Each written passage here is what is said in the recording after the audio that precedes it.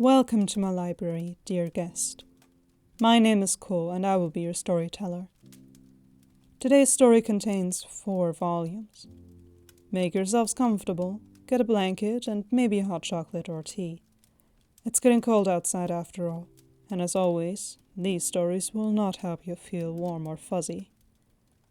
Manipulating other players' inter-party connections, making a character act based off out-of-character knowledge, and implementing sensitive topics that were not agreed upon. It's all in here. Nonetheless, I do hope you enjoy.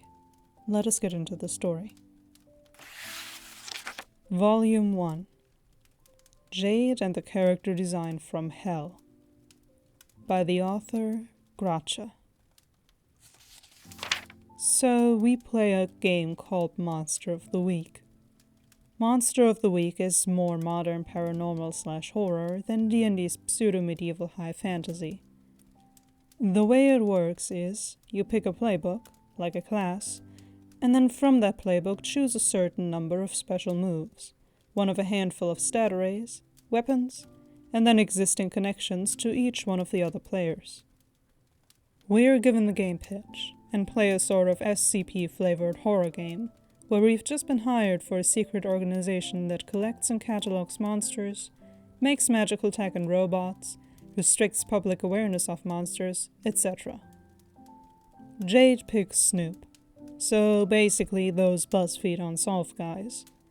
The playbook gives her a camera crew, minor celebrity status, she can use it to make people trust her, camera equipment, and a different employer altogether, her producer.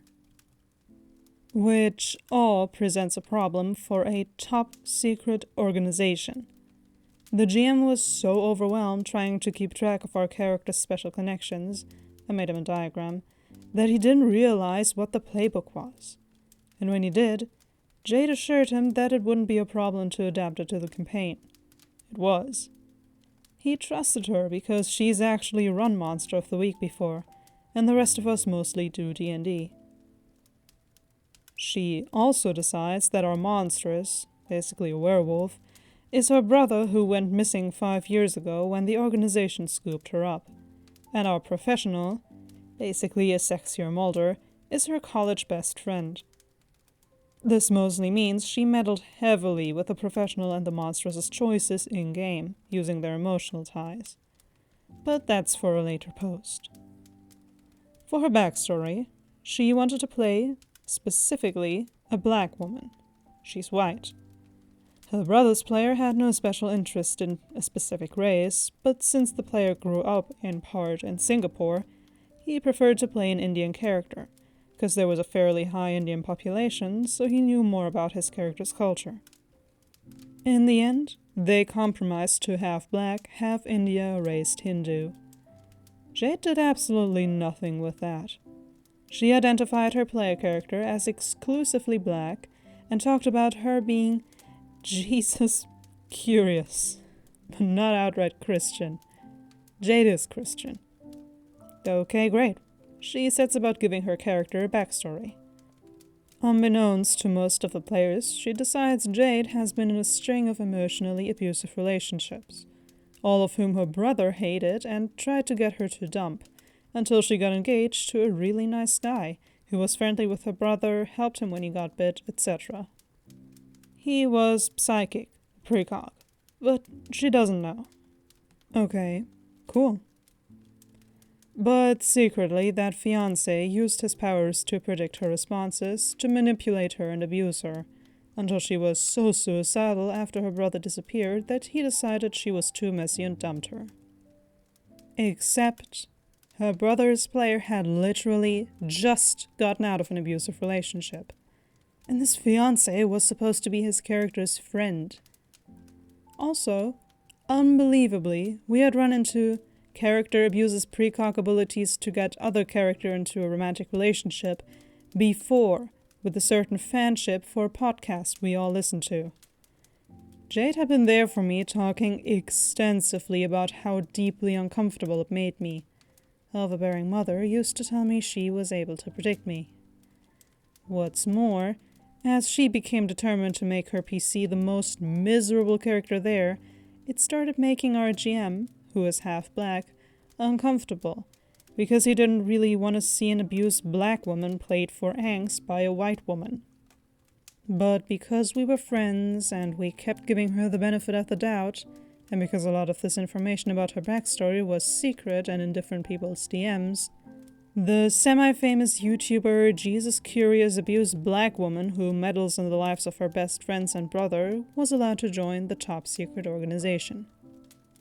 And that was literally just the tip of the iceberg with her. Oh my. This is already a mess, and we are only done with part 1 of 4. This is one of the many reasons why I believe having everyone fill out, including the DM, an RPG consent checklist is very beneficial, especially for groups that play together for the first time. I will actually link one in the description of this video. It should be part of the session 0, I believe. Yet even without doing that, Jade should have been very well aware of her misdeeds here, considering the author had poured their heart out to her about these topics before. But hey, everything in order to make your own character more tragic, right? Since this is definitely a contest to see just how much of a victim you can make them. Moving on. Volume 2. Jade and the Werewolf's Secret. So, I was going to do the follow-up on Jade to establish her out-of-character dynamic within the group. Crushes on 4 of the 6 other players, a dislike for me that predated my dislike for her, etc. But I want to talk about the werewolf drama instead. 2 of the 6 PCs were secretly werewolves. The monstrous and the professional. The professional is very good at repressing his wolf form along with most of his emotions. So mechanically, being a werewolf doesn't help him at all, it's just a plot point. The monstrous does get to do cool werewolf things. The monstrous is Jade Snoop's brother. He disappeared 5 years ago when our organization wolf-nabbed him, and Jade has been looking for him for these years. When his sister appears, he's ordered not to tell her that he's a werewolf, and frankly doesn't want to tell her. The professional is Jade Snoop's college best friend and roommate. 5 years ago, he ran into a handsome stranger on a case for the FBI. The stranger offered to show him around the woods where animal attacks were happening. They both got attacked by a werewolf.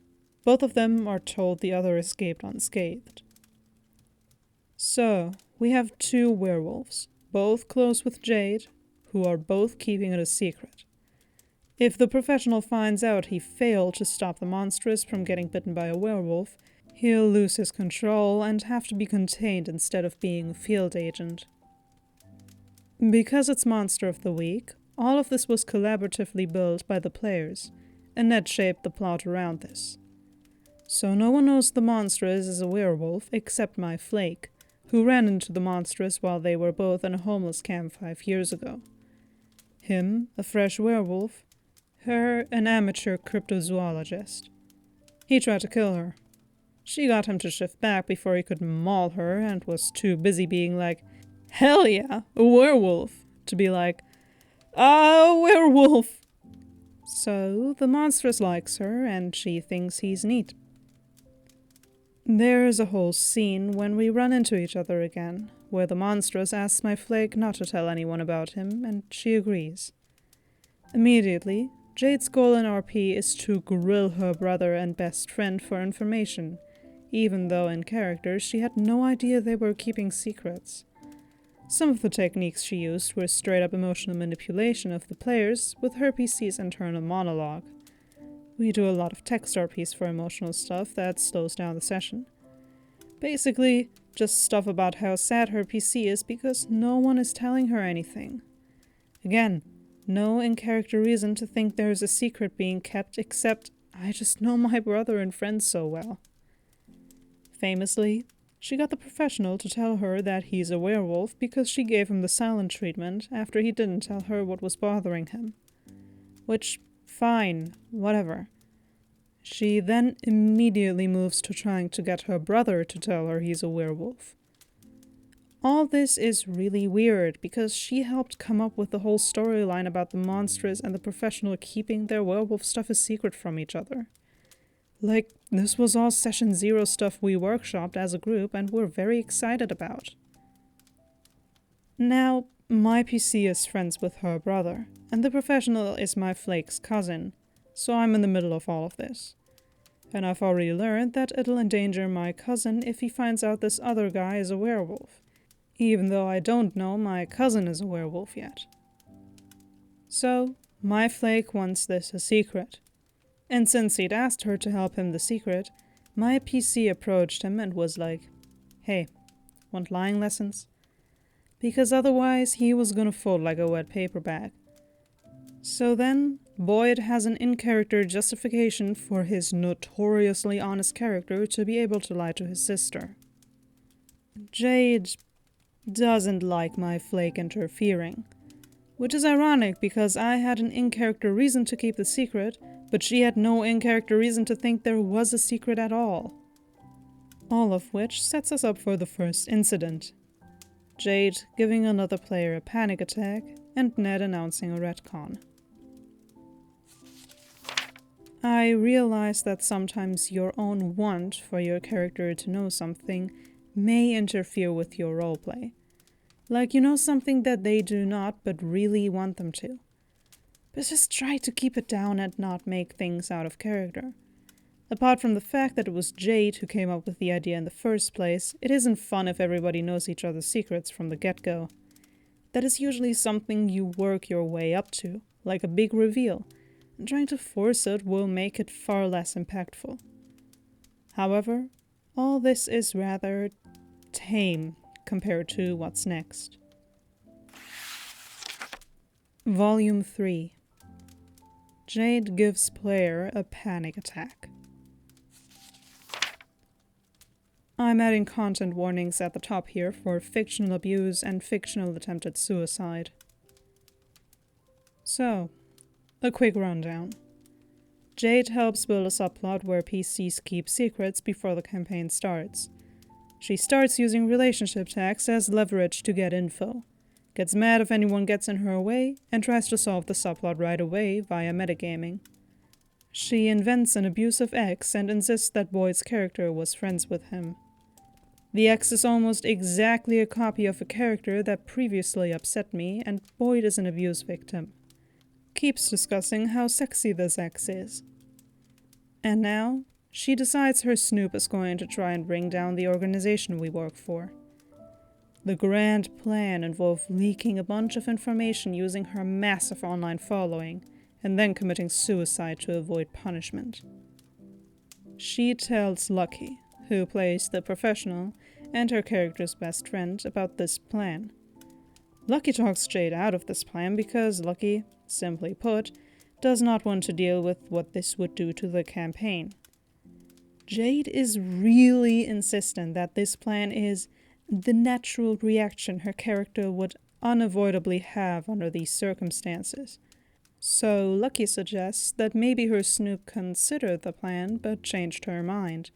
This satisfies Jade. Problem solved. And then Lucky's professional won't give Jade's snoop some info, and Jade does her low-key manipulative internal monologue trick. In her head, Jade's PC compares Lucky's PC to the aforementioned abusive ex. Lucky, panicked by the idea of their character being compared to this guy, DMs Jade to ask how they're supposed to fix this. Jade suggests that their characters can fix their relationship if Lucky's PC finds her PC's discarded suicide note from the plan. Yeah, so that's the point where Ned gets like 36 messages at work from Lucky saying, help, 'cause we're trying to have fun here. And RPing finding your best friend's suicide note is not our idea of fun. This is 1 month into the campaign. The GM talks to the players involved and Jade seems really apologetic. Says she'll do whatever to make sure everyone is comfortable. And there is a retcon. Since Jade had cited her PC's knowledge of some stuff that happened to her brother as a driving force, hence her "this is the only response my character can make" thing, we reset to a point where I knew about Jade's brother being a werewolf, and she knew about my cousin being a werewolf, but I didn't know about my cousin, and she didn't know about her brother. Fair enough, we both lose information. Immediately, she starts getting passive-aggressive, keeps bringing up things and then going, "Oh, but that was retconned." Constantly. More so to Boyd, complaining that she might as well make a new character. No one writes fanfiction about her character, no one seems invested. She has to completely, radically change her character if she's going to be allowed to threaten suicide whenever she wants, etc. At this point, I want her gone, but no one else is ready to kick her out yet. And that sets the scene for the full moon. I will refer back to the aforementioned consent sheet. Topics like suicide are definitely not something everybody is comfortable with in their TTRPGs. And even if they technically were, it's different if a PC does it or threatens it. Nobody owes you their undivided interest. This story that you are playing isn't only about you. It is about every player's character. And if you think of yourself as some kind of main character, it will only cause problems and frustration for everybody else. Nobody owes you special treatment. You cannot expect to pull things like this and not face any consequences. Which gets us to the last story. Volume 4. Jade versus the full moon. Okay, so it's the full moon. At this point, Jade has mostly shut up about the retcon after I pulled her aside and asked her to cool it with the passive-aggressive comments. And Boyd has talked about her maybe not baking abuse and suicide into the plot. And now, it's time for serious werewolf business. The way the werewolf thing works is very simple. Both Lucky and Boyd made a list of reasons for their PC to shift. If they're exposed to one of those reasons, they roll to see if they shift. If it's the full moon, they have to shift. Because Lucky's not the monstrous, Lucky has a second roll to see if he's feral or not. If he's feral, he'll attack anyone he thinks is a threat, including his fellow PCs. All of this was written down before we started playing. Setting the scene. The master bedroom of the Snoop's mansion. The windows are fitted with custom-made blackout curtains over custom-made blackout blinds. And then, within that room, a blanket fort. They're going to have a sleepover. Lucky won't be exposed to the moonlight, so he won't shift. And Lucky's professional will finally realize being a werewolf doesn't have to be a curse. Yeah, that doesn't happen. The GM has her roll for setting up the blinds and fort. Mixed success. She chooses to not use luck, which automatically turns a roll into a success. On a mixed success, you do what you are trying to do, but there's a complication. She starts arguing with Ned, the GM, about how her PC wouldn't have missed anything, despite the roll saying that it wasn't a 100% success. There's a recording of this session. You can hear Ned sigh, and then, "Can't you give me something to work with?" "I would have checked the windows. I was careful about this." Fine, she checked the windows. But the shady organization we work for sent someone to sabotage them, so the professional would consent to observation for future full moons. It's not much sabotage. As long as they stay in the fort, they'll be fine. Lucky makes a character choice about the relative size of their PC's bladder, considering he's been drinking pop and eating snacks at the sleepover. So the professional leaves the fort. He locks himself in the bathroom where the shift starts, so he won't hurt the Snoop. She comes and talks to the wolf through the door. The wolf is safe, calm, and contained. All she has to do is call the organization for help or wait for morning and it will be fine. But Jade decides that because she triple-checked the blinds, she must know that there is a saboteur, and she won't call the organization because she suspects them. Classic Jade, she claims it's gut instinct instead of metagaming. So she goes and gets her gun and starts checking the mansion for intruders. Lucky rolls and the wolf suddenly knocks down the door to go find a human friend.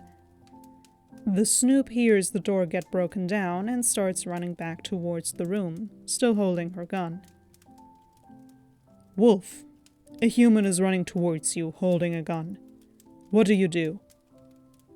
Lucky rolls to see if the wolf can stay calm. Beefs the roll. Well, I guess I attack her. The wolf rolls well on the attack and gets its teeth into her leg. Ned had built a safety net into the session and at this point has to use it. The organization comes in, tranquilizes the wolf and the Snoop, and amputates the leg to avoid her turning into a werewolf. Afterwards, Jade is angry at Lucky, both for deciding that the professional would want a bathroom break and for not using a luck point to successfully not attack her. Jade is the second PC to lose a limb. Our mundane lost an arm the first day on the job. She gets a functional prosthetic. Our secret organization, great health benefits.